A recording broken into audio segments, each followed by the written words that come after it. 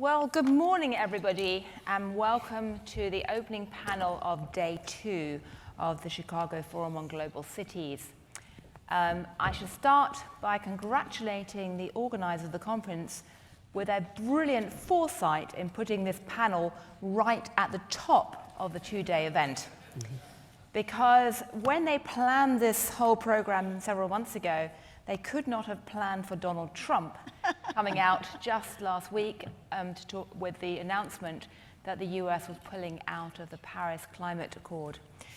But I happened to be in Madrid when that news came out, and I was with Mayor Mike Bloomberg and others at an event organized by Norman Foster to talk about design and architecture and cities.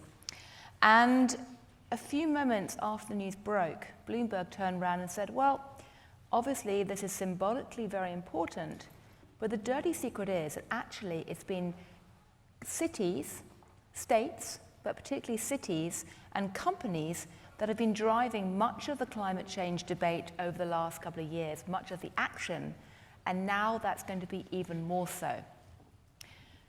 So given that, this panel is incredibly timely, because not only has it thrown into sharp focus the question of what cities can or can't do, but it's also drawn attention to something which in fact many people have ignored, which is that cities, even before the later discussions about Paris, have already been critical. I mean, some of you may have seen some of the data points being handed around yesterday, but my favorite one is this. Cities occupy only 2% of the world's landmass, but in terms of climate impact, they consume over 2/3 of the world's energy and account for more than 70% of harmful global greenhouse gas emissions. And the building and transportation sectors are among the largest emitters. So that creates tremendous potential for change, but it also indicates the scale of the problem. So we have a terrific panel of people to talk about this today. On my far left, your right, is Carlo Ratti, who's director of the SENSEable City Lab at the MIT Urban Planning Institute. On his immediate right, my left, we have Jennifer Scanlon, who's president and CEO of the USG Corporation from Chicago. That's part of the private sector that's trying to deal with these problems. Next to her, we have Patricia de Lille, who is executive mayor of Cape Town. And on my immediate left, your right, is Jiahua, who's Director General of the Institute of Urban and Environmental Studies at the Chinese Academy of Social Sciences. So I'd like to start perhaps by asking Carlo, at the MIT lab, you are trying to take a joined-up view of some of the bigger challenges that cities face and potential solutions to these challenges. How much do you think that cities are actually doing in this front, and what are the top priorities right now? Yeah, well, thanks a lot for the question. And first of all, I wanted to add something about all the numbers you mentioned before. They're totally right. But actually, if you want, you can just remember these 4 numbers. It's about 2, as you said. It's 2, 50, 75, and 80. So yes, it is only 2% of the crust of the planet, but they're 50% now. A little bit over 50% of the population. There are 75% of energy consumption, and actually 80% of CO2 emissions. So cities really are the key player in this space. And in cities, the time in cities today is quite interesting. And it's interesting because of the following. We all know how the internet, around 20 years ago, started changing our lives. I think anything we're going to do today, from the way we move, we look at a map, we meet with somebody else, we look at information online, we exchange and communicate with others, is totally different than what it was, say, 20, 30 years ago. But internet now is becoming, as people say, Internet of Things. It's entering physical space, and it is producing a kind of a new wave of innovation, a kind of new revolution. And this new revolution has different aspects. So if you think about production, well, that is what people call Industry 4.0. German call it Industry 4.0. Then it sounds almost like it's already happened when you say it in German. Then if you look at it happened very efficiently when you said it in German as well. then you have buildings, and then that's a space of smart buildings. How our buildings are going to save a lot of energy. And as you were saying, buildings today account for around 50% of energy consumption, if you count the making of the building, if you count the operation of the buildings and so on. So again, that's a huge space of innovation. And then you can look at cities, and that's what people usually call with a terrible name, that's smart cities.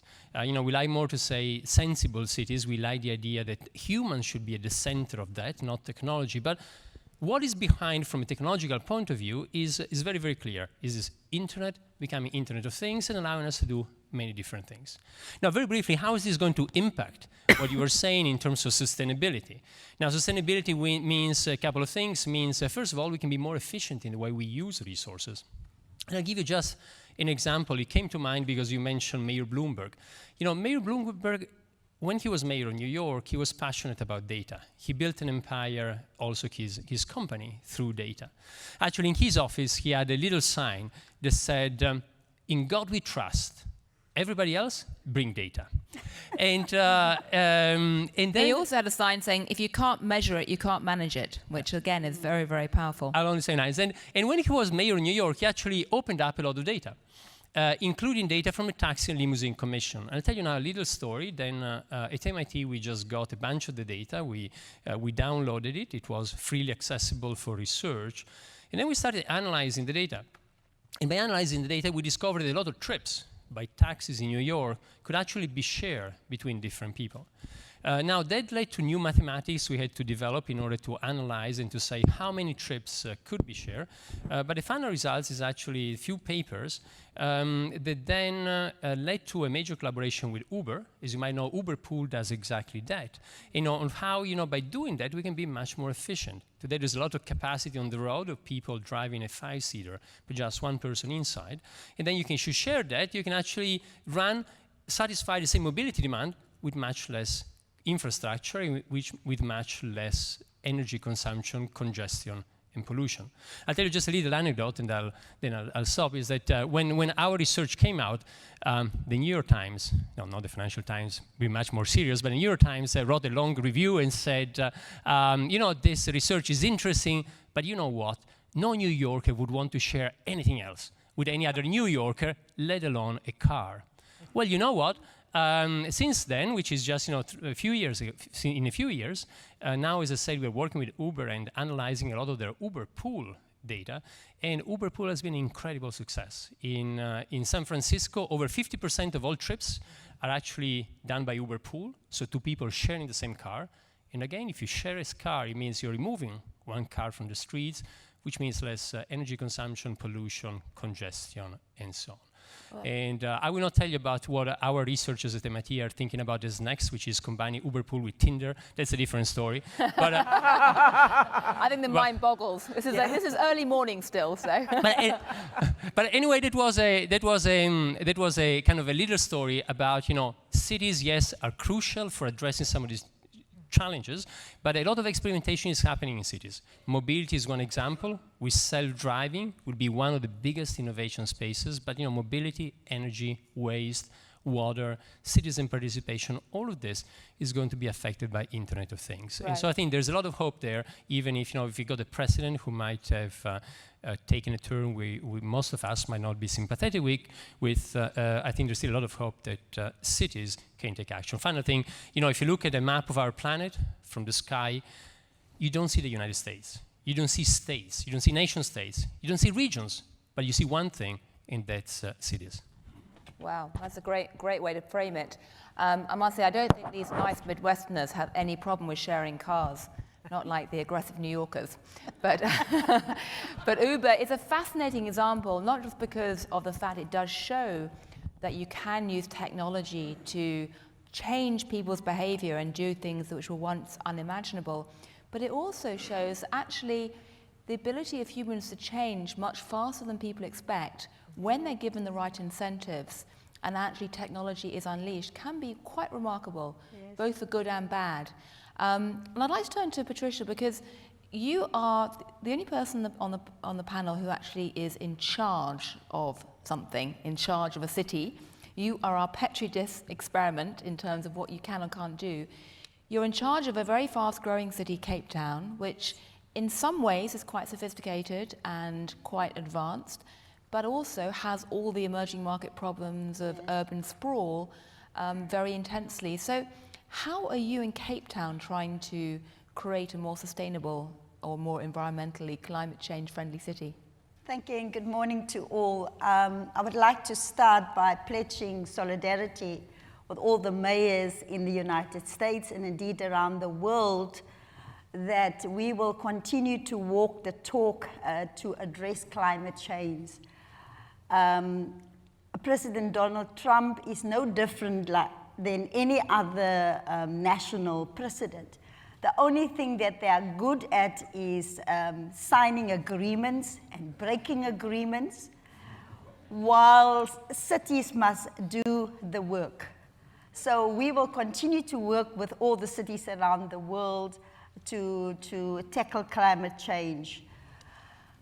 In the city of Cape Town, we're currently experiencing the worst drought in 100 years. When I left my city a few days ago, we had only 10% water left in our dams. And as I was leaving the city, they predicted heavy storms to hit my city like yesterday and today. And so what we've now experienced is the worst drought in 100 years and the worst floods in 100 years. So the damage that it's caused to our existing old infrastructure is enormous. But there's always an opportunity in a crisis like this because we have learned a lot now about water.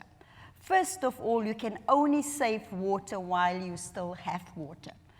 So we have to begin to get used around the world that the droughts has become the new normal in our cities. And therefore, you always have to plan for the scarcity of water because we cannot rely anymore on rainwater to fill our dams. So whilst all of this was happening in the past 2 years, we were able to re-look and to plan and to almost disrupt the old way of thinking about how do we respond to these crises. And fortunately, because of the solidarity with other cities around the world, there was no need for me to go and try and reinvent the wheel. Because in cities, you have to do things right the first time. There's no time for trial and error. So through our membership of the C40 cities, our membership of the Rockefeller Foundation, we're one of the 100 resilient cities. Immediately, all of the advice and the experience and examples of how to deal with the drought we could tap into immediately. So drought has become the new normal, and we now have to plan for that. But this is a classical example where we actually experience climate change firsthand. First the drought, now the floods, and so we are able to learn from that. But also linked to climate change and adaptation is also how do we respond to all the carbon emissions around the world, although cities, especially our transport systems, are producing about 70% of our carbon emissions. So what we started doing was to look at how do we replace our old fleet of buses with electric buses. So later this month, we will take delivery of our first electric buses. But that's not going to be enough. We also have to change the pattern of how people travel. Unfortunately, like you mentioned, we've got a massive urban sprawl in Cape Town based on our spatial history of apartheid. And so what we're trying to do now is to shorten the distance of travel and to build an urban spatial plan that go up into density and to shorten the travel. But it's a very exciting times that we are living in. And you mentioned Michael Bloomberg, under his leadership in the C40, we've been able to achieve a lot of cities. Right. Well, it's not just Michael Bloomberg, obviously. It's people like Ron Manuel. It's like exactly. Mayor here. It's also Mayor Eric Garcetti. There's a whole range of mayors who have come out and really been energized and galvanized by what's happened, which is very striking. I'm very curious, before I turn to Jiahua, the fact that the residents of Cape Town have suffered at first hand from drought and floods, does that mean you think you now have popular buy-in for making sacrifices which are needed to combat climate change? Yes, definitely. You know, we started the whole education campaign to explain to people water does not come out of a tap. Before you open up that tap, there's a long route before it gets to you opening the tap. And teaching people how to save water. We had big campaigns with the schools, with civil society, with all the communities. And we put a restriction to say, as a collective, as a city, we must use 500 million of liters of water per day. And then every Monday we will announce and say, look, we are now at 666 million. And that has helped people to become conscious about the value of water, but how, because water is life. Yes. And so now we've restricted people to the use of 100 liters of water per day per person, and then we show them that if you flush your toilet 10 times, your 100 liters gone. So the awareness about the drought and the awareness about the value of water has also helped us to weather the storm as it is now. It seems to me there's tremendous opportunity here for reverse innovation and to bring lessons from the emerging markets back to the developed world or into the developed world, because you are at the forefront, or you're experiencing climate change much more immediately often than many of the more pampered citizens in the West. Sorry, Carlo. I want to say a very quick thing. Actually, I totally agree. You know, the key thing in a lot of this is going to be behavioral change. In behavioral change, what is the best way to change your behavior to prevent a heart attack? Is actually when you have a heart attack. The first time you have it. A small heart attack. A small heart attack. And I think, that's that's exactly what you were saying. Yeah. Right. How does this playing out in China? Because China is fascinating. Hank Paulson of this city, former Treasury Secretary, has devoted, his recent years to trying to look at the climate change issue, and he is obsessed with China and the huge opportunities that are now in China to really make a meaningful difference to the global environmental problems, and potentially even provide some leadership on that. How do you assess the challenges at the moment and the progress? Well, okay, thank you, Gillian. I think that climate change is it's only one of the problems we have to face today.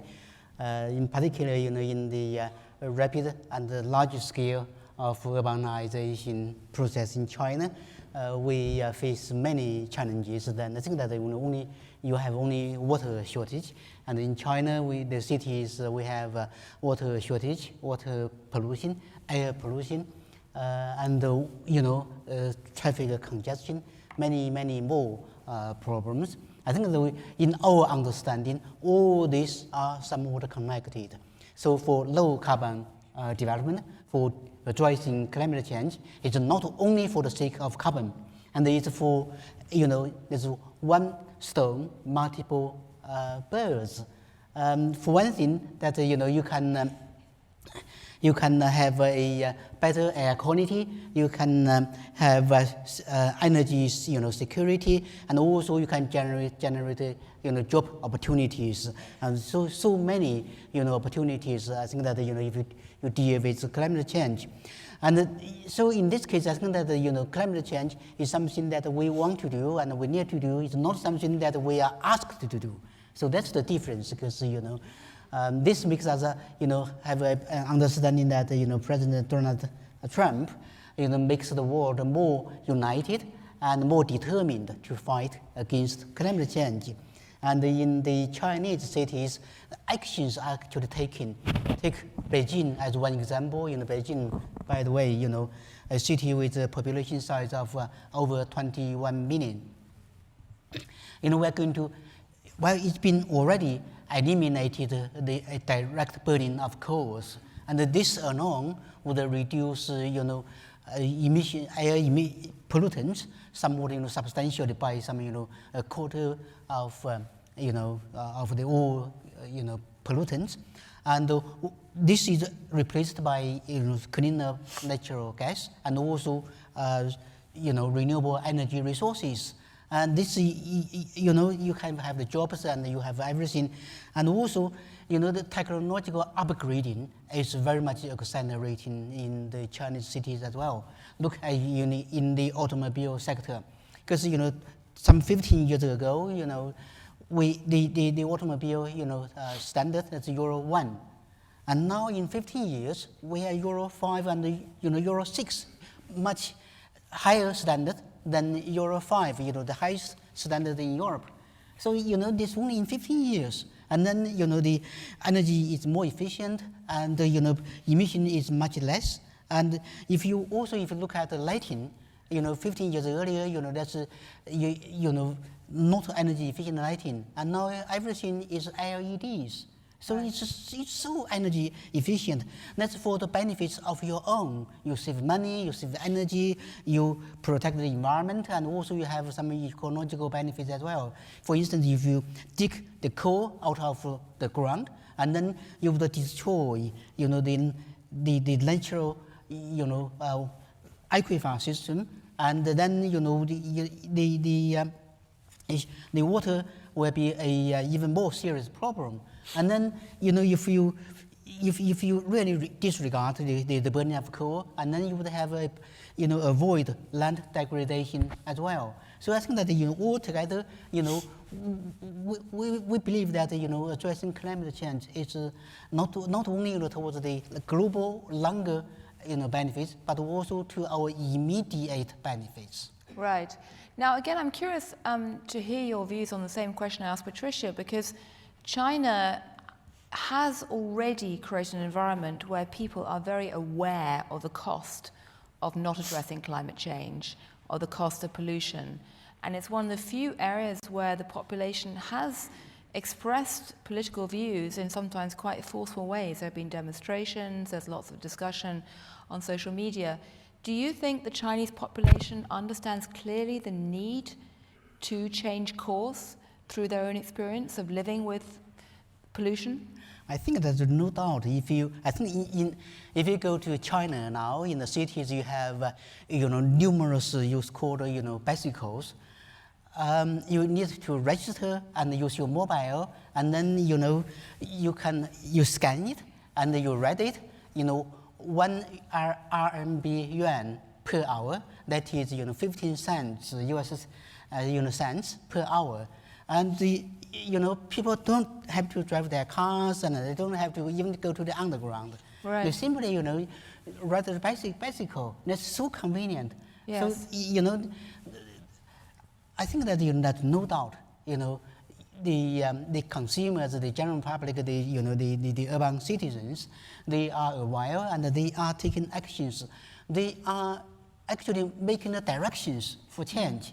Right. So, for instance, for the manufacturers, for the companies, what products they would like to have, and then this low carbon, that's somewhat environmental friendly, like even for water for showering. We now top of the roof you have the solar water heaters. Right. You don't use even natural gas to heat the water. Now I think that I have one is top of my roof, 98 degrees temperature. So it's so hot. You don't have to use any sort of commercial energy. I think that it's commercially competitive. Right. There's no need for subsidy. There's also opportunities for the companies. Well, that's fascinating. I often think that one of the biggest problems in parts of America and Europe is that many consumers are shielded from the cost of the mess that they're creating, and they don't feel in quite the same immediate way the need for action. They haven't seen the consequences directly, and it really is places like China or some of the emerging markets where people are much more aware of the urgency of acting. But I'm very curious, I'd like to bring you in, Jenny, because you're representing the private sector, which is part of the sector that's going to be absolutely crucial for pushing for change. You're involved in the buildings construction world, which is also central, particularly in places like China, but also in America. I mean, I think the statistic that we sometimes hear is 50% of CO2 emissions are related to buildings. Tell us a bit about what you're trying to do at your company in terms of push forward meaningful change. Absolutely. I really believe that the private sector and the manufacturers have a tremendous obligation to help address the challenges of climate change. And USG has been committed to being a sustainable company long before it was trendy, and certainly long before many of these modern challenges around water and continued CO2 emissions from buildings reach the level that they've reached.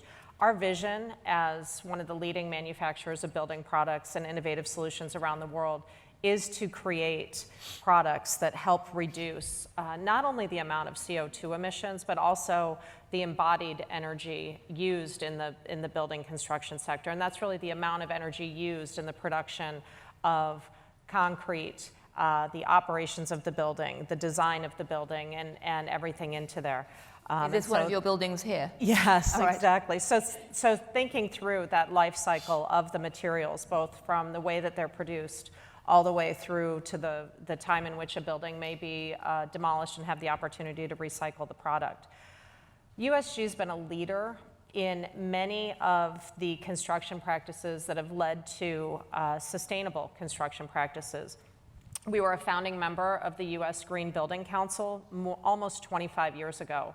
And that led to what many of you see when you walk in buildings here in the United States, the LEED rating and that green building rating system, which was developed in 2000. And this is being emulated and led in many parts of the world. You have similar ratings in Singapore, the GBI. You have similar ratings in Australia, the Green Building Council. And you see more and more of a demand around the world for products and materials into buildings that reduce the carbon footprint of a building.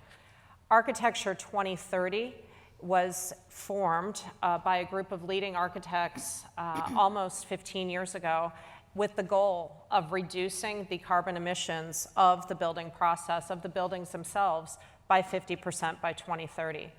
And USG joined on to this challenge as one of the first building product manufacturers, and right now the first wallboard manufacturer, to create products that actually reduce that carbon footprint. So we recently launched a product that we call EcoSmart that uses 25% less water in the manufacturing process. And that's something, as I listen to the mayor and I understand the challenges, not just of Cape Town, but of many, many parts of the world. You look at the drought that California recently emerged from, and you look all over the world where we produce products, and we realize that water is one of the biggest challenges faced by the construction industry. And if you take the water out of our process, you also reduce the amount of energy required to produce that product. You make a lighter product, and you reduce the amount of fuel required to transport that material to the job site and into the building. And so it's incumbent upon the private sector to take the innovations that are out there, to learn from the universities, to think about how do we incorporate those breakthrough technologies into very traditional methods. People frequently look at me and say, wow, I didn't know there was anything innovative about drywall. There's a lot innovative about drywall and a lot that we can do I'm sure there have been really plenty of people at dinner parties who have been learned a lot more about drywall than... That's fascinating. I mean, I have two questions. First of all, I'd like to just bring in the audience for a second and check that you guys are still awake and go back to the original point I had started with to do with Mayor Bloomberg and say, how many of you in the audience think that cities, states, the private sector will enable a country like the US to hit the Paris goals even without federal government? How many of you actually think that actually it's really down to the cities right now? Okay. And how many of you think, in fact, it's not going to be possible? It really is what happens at the federal government. Okay, well, we have quite a strong vote of support for cities then. And how many people in the room actually pin more confidence or more optimism onto cities than other organs of government right now in terms of the climate change? Okay, well, yes. This is not an entirely neutral, unbiased audience. However, it does indicate very clearly, where the conversation and the direction of the debate is going, at least in this room. But I'm also curious, I mean, Jenny, when you look at what you're doing, clearly your job is to sell your products, and clearly you've been doing some very interesting things at USG. But how much do you think it's really about the private sector, or do you need to have subsidies and support from the government as well? I mean, does it matter to you what happens in Washington or in City Hall in New York or in Chicago or Los Angeles? I think there's two sides to that. One, I do think that as the private sector, we care most about our customers and what they're demanding, and we care a lot about our shareholders and what they're demanding.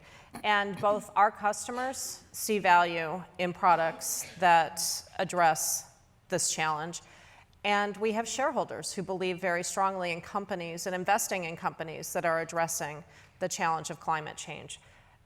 So that's where we focus our energy, and we spend a lot of time thinking about the science that's out there and the availability of using that science. I do believe, though, that there is a significant role of cities and the government sector in ensuring that the standards for buildings are set appropriately and that the developers, the builders, the contractors are held to those standards. So if there's some type of zoning or the commercial construction specifications, any of that, that ensuring that local builders, local contractors can't get away with skirting those regulations. Right. So things like LEED are out there that are voluntary as a building owner, that you want to have a LEED rated building, platinum or silver, because it will draw in tenants, it will draw in customers, it's economically viable. But I also think that as cities are setting those standards, ensuring that the inspectors and the standards are held is very important. Right. Carlo, and then I want to turn to... Yeah, no, I want to add something. So far we focused mostly on how we can then use resources better. It's about energy, it's about water, it's about mobility and so on. But then the other side of the equation is actually the generation of energy. And there, so I think the role of government changes between one thing and the other. And for me, there's one glimmer of hope that's very, very strong in the energy sector, and that is the following.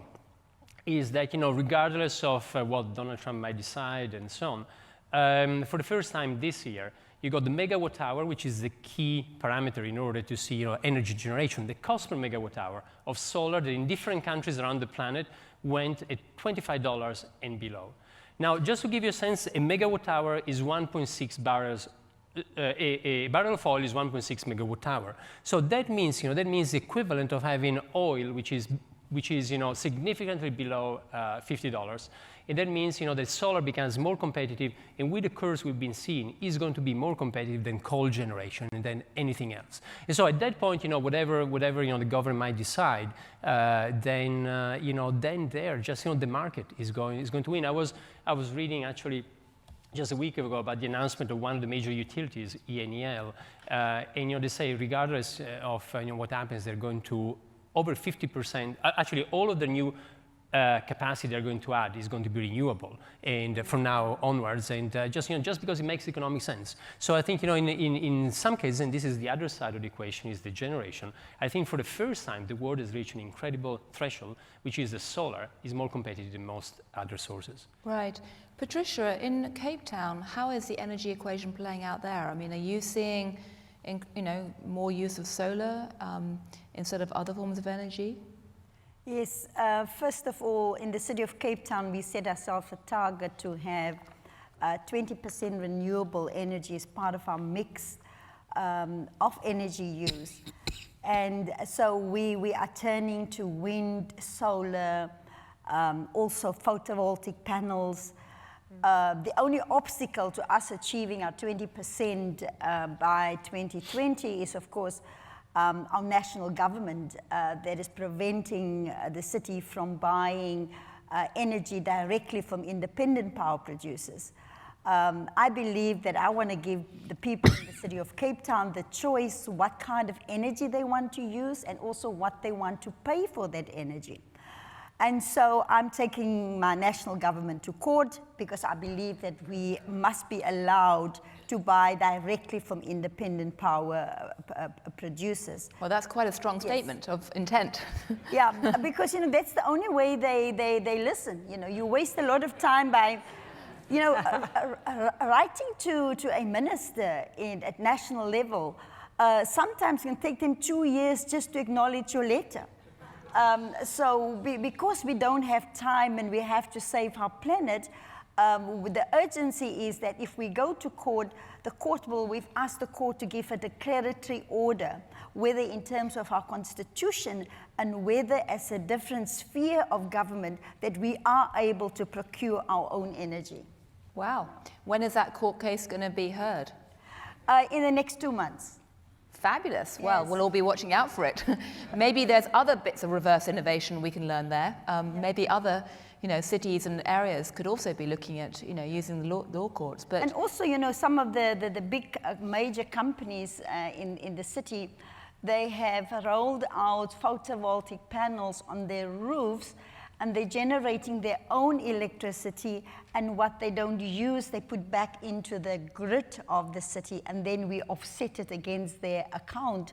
My dream, of course, is to see that we have photovoltaic on all the roofs of all the citizens, and everybody contributing to generating electricity, and thereby we now have the capacity also to store electricity. So that everybody makes sure that we understand the importance of clean energy to save our planet. We've actually done that at one of our plants in Southern California. We have 16 acres of solar and power part of that for the plant, and then part of it goes back to the grid. that's a fascinating model, which again, one of the encouraging things about this entire debate is a degree to which people are acting like magpies and pinching other ideas from all over the place and assembling their own type of policy nests, if you like, and approaches. And it's very encouraging how ideas are spreading all over the place. But what can we learn from China in terms of the energy equation? Because, China obviously has been at the center of a lot of dirty energy production. Are you feeling at all optimistic about the use of solar? Because there's this paradox that China is also at the cutting edge of a lot of solar production, solar operation too. Well, we have the term called energy revolution from both the producer side and the consumer side. And then from the production side, the equation, of course, is towards the cleaner and renewable energy side. Look, recently I think in 2014, coal consumption, peaked, and then 2015, somebody 1% reduction, absolutely, of coal consumption, and the last year, 2016, I think 3.7 reduction of coal consumption. I think the coal has been reducing very, very more and more rapidly. And then we have a very clear target for non-fossil fuels by 2020, 15%, and 2030, 20%. And I think that we are right on track. Probably we may do more than the target as planned. And this is only for commercial energy. And then from the consumer side, we have non-commercial energy resources like solar energy. In university campuses, I think that, for instance, in Kunming, in Yunnan province, all the universities, the swimming pool, the student dormitories, for shower, the energy is from solar. Solar water heaters on top of the roof. So you don't have to consume, so something like, this fossil fuels. And also in China, we have a huge, projects for solar PVs. In west part of China, where is somewhere in the Gobi Desert, is useless, but it's good for solar PV, for solar energy generation. I think that, of course, hydro, I think China is number one, wind, China is number one, and the solar, I think that is number one already. And I think that, we are on the lead in terms of renewable energy market developing. And also, I think that, for the consumers, electricity vehicles is much cheaper than than gasoline cars. And also, if you use an electric vehicle, you have the privilege to use the road, without any restriction. Right. So I think that the consumer preferences and also the government regulations coming together, I think that we are moving much faster than we originally expected. Right. I'm curious, I'm going to turn to the audience and ask for questions in just a moment. Before I do, very briefly, do any of you have a particular city that you admire for how it's actually tried to address these issues? And you can't say Chicago, because that would be far too, that would be sucking up to your hosts too much, although you can if you want to, if you really want to. But are there any sort of really exciting models that you look at, you say, well, actually, if you want to give me a terrible disaster story instead, you can tell me that as well. But, any good examples that we should be looking at? Well, I think that in China we have one city, it's called Zhenjiang in Jiangsu province, on the lower reach of the Yangtze River. I think it's a huge metropolitan area, and they have made a very clear target to peak of CO2 emissions by 2018. Xinjiang. That's Zhenjiang. Xinjiang. You are right. Okay. That's right. Next year, that's 2018, they are going to peak, and they have all measures. They have something, a cloud established, and all the information will go to the cloud, and it's so transparent, and everybody will check whether what they are doing and how effective they are doing, and how they can work together, and how they are pushing the the process, and what's their contribution to the process. So I think that everybody is part of the process. I think this is very impressive. Okay, so we should all be going to see Xinjiang. That sounds fascinating. Yes. Patricia, what about you? Do you have any good models? Yes, we have been working with the city of Stockholm on waste to energy and how you use the sludge from wastewater treatment plant to create energy. And they've actually gone further, and they're using that biogas fuel to run their buses. So it's a very good example, and so they came to the city of Cape Town, they looked at our plans, they made an assessment for us, and we're on our way to now establishing our own waste-to-energy plant in Cape Town, and then of course we will procure the buses to use that energy from. But then, of course, I have to mention it because we are working with the city of Chicago on their wastewater treatment plant, and also just how to manage stormwater. So you don't need to reinvent the wheel. There's such a lot that we can learn from other cities. Well, that's an incredibly inspiring example about trying to borrow good ideas from each other. Yeah. Jenny, what about you? And I realize you might offend some of your clients at this point, but hey, tell us who you admire. I just got back from Singapore, and that's a city that every time I'm there, I'm just energized by their approach to construction practices. And we met with the Singapore Building Council and the Economic Development Board, and they're leaders in thinking about how to move builders away from kind of traditional concrete block construction and into more of a steel and cavity wall. And the importance of this is that, again, the amount of cement used in block construction, the amount of time, the cost of materials, the weight of those buildings compared to a more Western style construction practice, you save anywhere from 25 to 50% in the total cost of the building, and the embodied energy is 4 times less in Western style construction, and the CO2 that's emitted is 6 times less. Singapore is always very creative and innovative in their approaches to the construction market.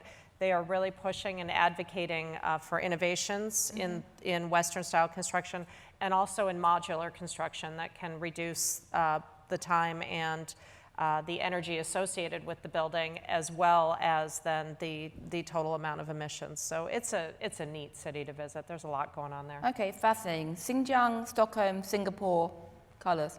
Try and pick one that doesn't begin with sounds. Well, you said we cannot say Chicago, but can we say Cape Town? I think Cape Town has actually been a That's also called sucking up, but anyway. But I do believe that. I do understand that Cape Town is an example. But I want to say Cape Town is just we had the pleasure of collaborating over the past few years, so there's a total disclosure, but actually a lot of the work they've been doing in mobility with buses and how to bring buses online in a different way. You don't have maybe, not everybody has a smartphone, but people have text messaging. So that was actually very interesting to see how they could leapfrog in a different way than what is happening, say, in New York or other cities. But if I want to say, I don't think there's one city. I don't think we can name one city. What we are seeing, I think we all agree, we all mentioned that there's this kind of looming revolution, which is, again, Internet of Things entering cities and transforming a lot of our cities.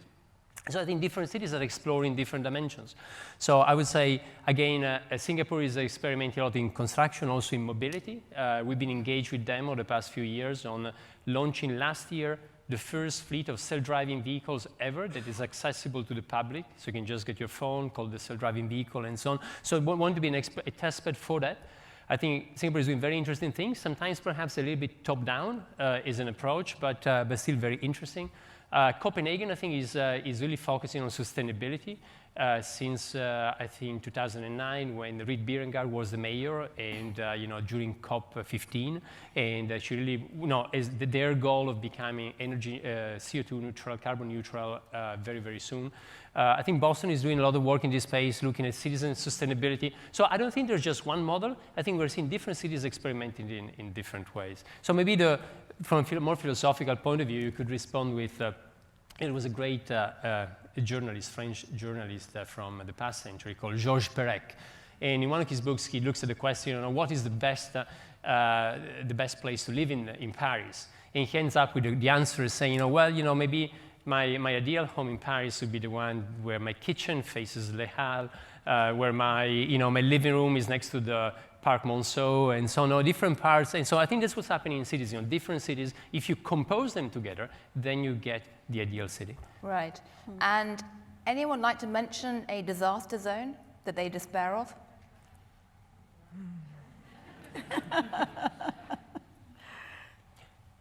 A disaster zone or a disaster person. Or a city that you think is doing it completely wrong. Disaster will be definitely Donald Trump. Anyone like to mention a place that shows how not to do it?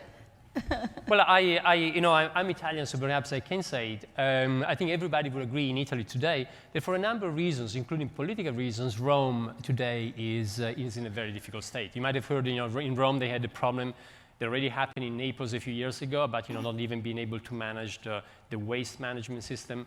So I think there what it shows is actually the complexity of some of the process at the local level and how when you break some of those elements, and again, the different interpretation, I think you can find different interpretation, but I would say most Italians would agree that there's certainly a problem in Rome today, different explanations. But I would say everybody would agree there's a problem, and that comes from the complexity of actually managing a city. And when you break 2 or 3 points, then the whole system will collapse. Right. I won't name names, but I will say the one thing that absolutely infuriates me is when you open the newspaper and it happens, every couple weeks, and you read about a building collapsing somewhere. And typically the reason that has happened is because the local government has ignored the building codes. They have allowed shortcuts. They have allowed contractors to potentially be paying off corruption, other things that lead to an unsafe building in a city that harms the workers as well as the people who may be living there. You can read it in just about any country in the world, including this one, and it's infuriating when the cities don't fulfill their obligation for the construction industry. Right. Well, we do have, a term called resource exhaustive cities. Quite a few of them in China. One of them is called Fuzhou in northeastern part of China, which was a core city in the before the 1980s. And then by mid of 1980s, core was exhausted, and then there was no way to generate jobs, no government revenue, and that was very difficult for the city. And then afterwards, the city experienced a very painful transformation into some of the new technologies for new materials production and also for renewable energy production. And now I think that it's somewhat a very successful story, for right. The transformation from a coal city into a modern, new industrial city. Right. I think that this gave us the lessons to many cities in China. If you rely on the exhaustive resources, and then you would have no future. Right. Patricia, are there any cities that you look at and think that's exactly what I don't want to do? Well, certainly the cities where people are still very reliant on fossil fuels, that is what I think we all should try and move away from, because renewables are not only much cheaper, but they're also very much cleaner than fossil fuels. So all the cities who are still depending on fossil fuel, I would like to see them move away from that dependency. But I believe that if we can act interdependently as cities, and we can all work together to reduce the carbon emissions around the world. Right. Thank you. Well, that's spoken like a very tactful mayor, so I can see why you're in your role, but good. But I'd like to turn to the audience now and ask for some questions. It would be courteous to identify yourself. I believe we have some roving microphones, and if we can have anyone who wants to ask a question indicate by raising their hands. Please keep them short and to the point, because we don't have a lot of time, and I'm sure there's a lot of people in the room who would like to ask questions. Yep, there's a hand over there. Right, I think there's a hand over there. Do we have a microphone?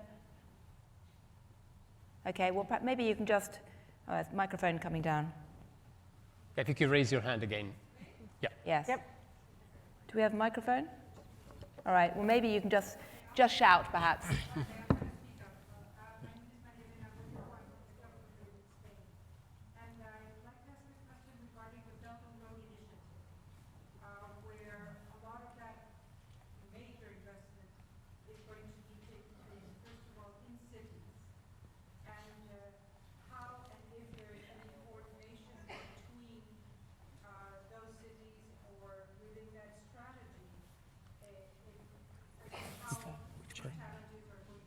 One belt, one road.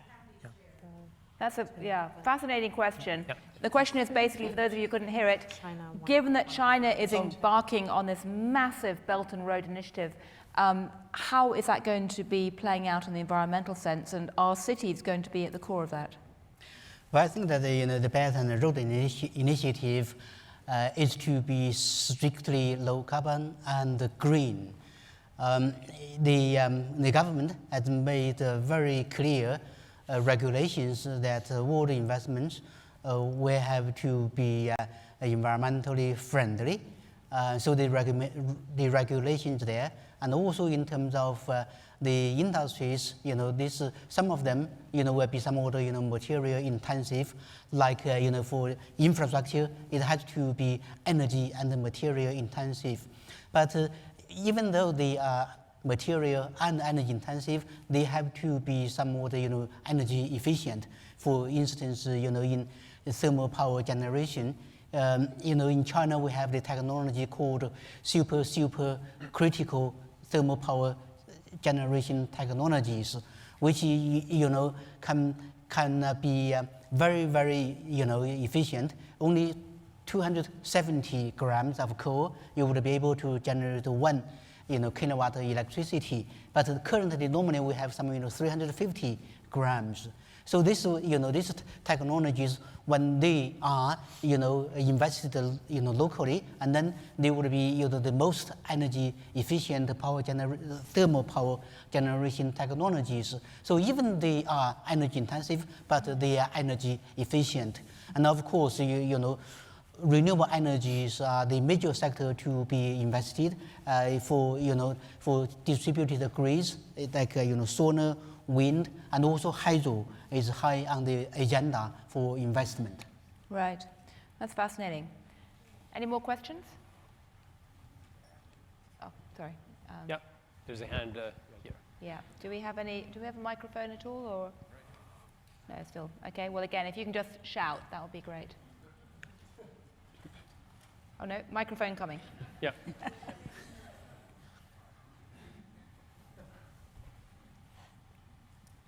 Yes, hello. I'm Mark Emanuelson. I'm with Publicis Sapient. We're a digital consultancy.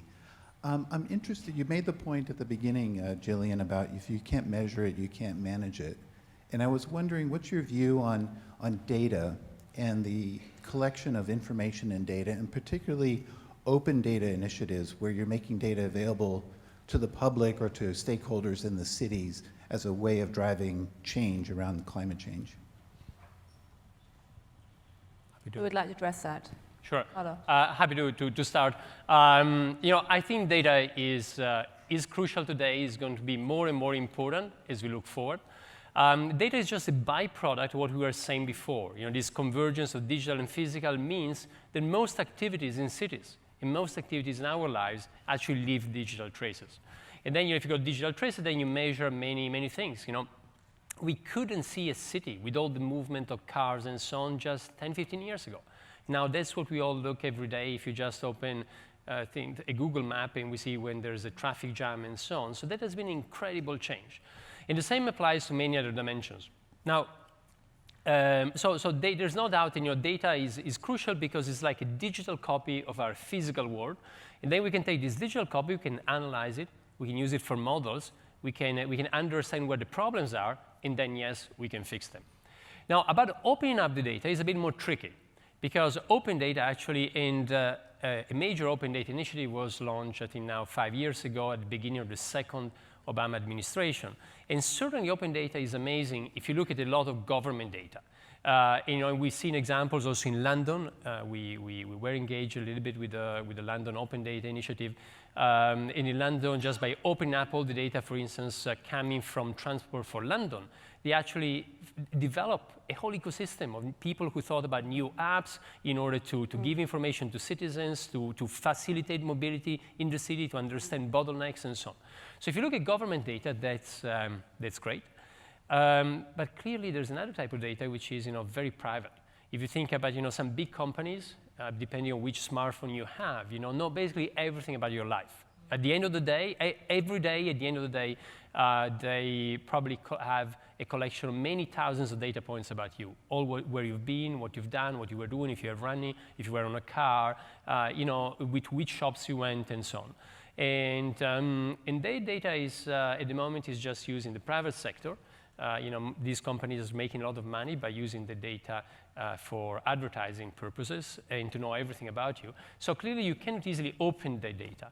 And I think one of the big discussions we need to have is really what are the ways that actually this data can go back to society, but clearly, it cannot be a simple open data approach because, that wouldn't work when data is so private. Patricia. I think open data is certainly good for transparent government, for efficient government. That's why we have got in Cape Town an open data portal with about 92 sets of readable information in a format that people can download. And we were hoping that by people using that information, they will be able to develop applications where we can use technology to even improve how we deliver services to our communities. So open data is good for government as much also that universities have also got a lot of data. And at the end is you need that data to make informed decisions. Like Mayor Rams Emanuel said yesterday, the decisions that we are taking today will impact and will be felt in our cities 30 years from now. So data is very important, but for government, it should be open and transparent. Right. Yeah. Well, we have some questions coming in on the screen. I'd like to ask Jenny in particular this one.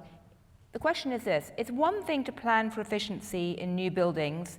How can cities address retrofitting or replacing old building stock in private ownership?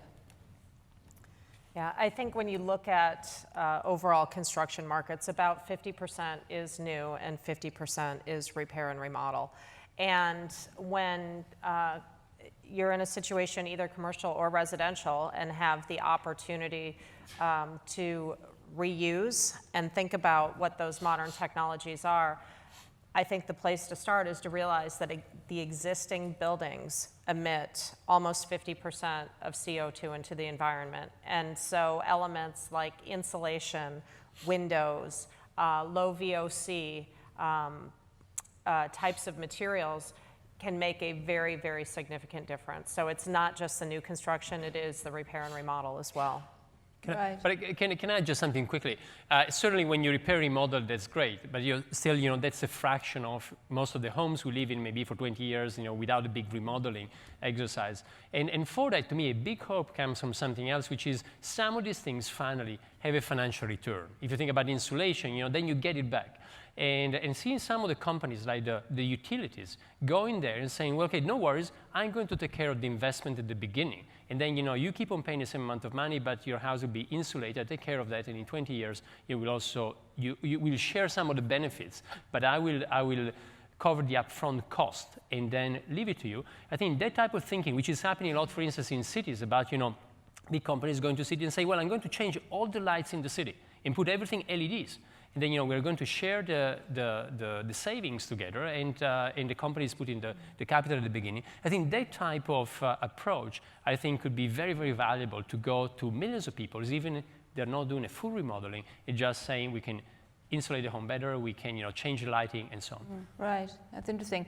We have another question about practical measures, which is, what could cities do to promote a decentralized grid and energy independence of individual households? Tesla's new solar roofs can go a long way in ensuring this. I don't know whether that's been asked by a Tesla representative. But we've just talked about some of the things that individual companies can do, but any more thoughts about what can be done to decentralize these choices? Well, originally, I think in China, we believe that it's somewhat more difficult because, the city is somewhat very compact. And we have, the tall, residential buildings. There isn't much, room for installation of solar PV or even, water heating devices. And now I think that in China we have some companies. They develop these sorts of, solar, PV devices on the wall. The surface of the wall. I think that the whole side of the wall is made, for producing electricity, and also for water, for heating water. And then in this case, I think that an individual building is actually a center for generating electricity and heat. So in this case, I think that now I do understand that in California, in the United States, you have a solar roof, initiative. I think that in China, we do not have this sort of luxury to have individual houses, but we do have the buildings, and then if you have the technologies, and then you will make it. Right, yeah. Right. I want to add, I think sometimes I got the impression that this is a bit too much of a hype. If you think about Chicago here, well, there's simply not enough energy falling on Chicago to power all the homes in the dense part of the city. Certainly, this is going to be a great thing, for rural parts of Africa, for rural parts of the United States, or other countries, for the suburbs. This is not going to work in very dense urban areas. So here, I think we are still going to see centralized power generation. But certainly, when you can do it in decentralized, in low-density parts, then you can have such system. And the big advantage is that then you don't need to move energy around, so you save all the losses that come with power transmission. Right. Question about climate change is connected to consumption. How could cities encourage the circular economy and more efficient use of natural resources? Patricia, are you trying to promote more sharing economy? Yes, definitely. Cities are known for being the entities that only distribute energy. And then, of course, we sell the energy, we sell the electricity, and we then derive an income from that. So what we have to do going into the future is that we have to decrease our reliance on that income from energy distribution and sales. and that we need to move to energy generation as cities. And then you then need the input of your communities to begin to also assist to generate that energy. I think that is the future. We cannot just rely on not wanting to go with renewable energy because of the income that we derive. So cities need to look at a new funding model that could help them still to have an income, but at the same time rely less on just energy sales. So I am for getting the solutions with our communities. You cannot get a solution without them being involved. And we should not have the approach of national governments top down by telling people what is good for them, what to use and what not to use. We should be working together with our communities to get those solutions. And I'm sure, you know, with tech today, with all of the information out there available, that the answers of how to mitigate and the answers is how to adapt our cities to deal with climate change is amongst our communities, and the cities, we must work together. Well, that is a fantastically rousing note on which to finish. And it really captures the theme of the panel, because listening to you, I take away sort of really three key points. One is that cities are incredibly galvanized today to try and take action on this front. The challenges are very, very big indeed, whether it's the sheer scale of the climate change, whether it's the urban sprawl, whether it's the economics, or whether it's the political climate. But there clearly is a lot of bottom-up innovation going on, both inside the public sector and non-governmental sector and the private sector. And what's perhaps most exciting of all, and what conferences like this are dedicated to promoting, is there's an awful lot of exchanging ideas, communication, and pinching each other's innovations in a very, very healthy way. Thank heavens there's no copyright for innovative ideas. So thank you all very much indeed for a great discussion, and best of luck in pushing it forward. Thank you.